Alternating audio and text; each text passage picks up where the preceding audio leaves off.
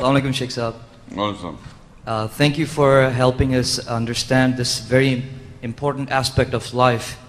I would like to ask you a question which is pertinent to two marriages of Muhammad, peace be upon him, in the history. As we are told that he married Hazrat Khatija when she was of 40 years of age and he was 25. And then he married Hazrat Aisha, who was 9 years of age at that time, and he was 53. So I would like you to clarify these two marriages in the light of the Quran. You see, this is basically these two marriages that took place in history is not mentioned in the Quran at all. In the Quran, you see, I told you, the only ceremony that is mentioned, or Nikah is mentioned with Musa salam. Musa salam. And with Musa salam and how it took place, he was hired as a, this thing. But the ceremony that you are referring about Muhammad sallallahu alaihi wasallam and about his marriage, about when he was 25 years of age and 40 years of age, and at the same time he was 53 or 6 years or 9 years, whatever the age, I don't know, 16 years. There are different opinions about different scholars about the ages of Hazrat Aisha in the history. But now, the same, what was the age? I referred the first verse. I referred to the same verse. The light of the Quran we can understand, and we can understand that these marriages were right or wrong, or it was true or false. I mean, was it true or false?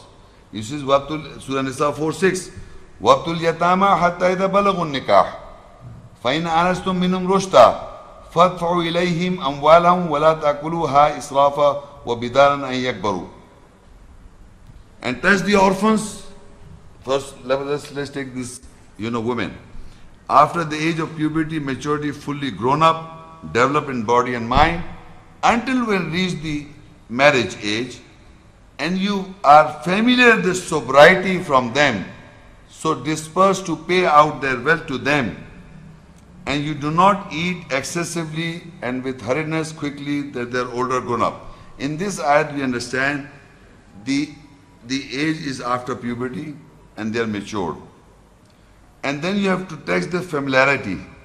So these puberty ages varies from country to country. But that is not an age of marriage. 9 years or 6 years or 10 years.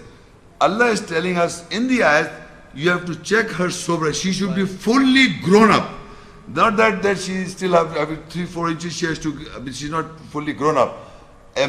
She should be first of all fully grown up after puberty with her body and mind. And body we know that she's already grown up. Now she's not going to more height, no physical more growth. Now that means physically she's grown. Second, we have to see her sober mind. And in the mind I read so many things, in the sobriety.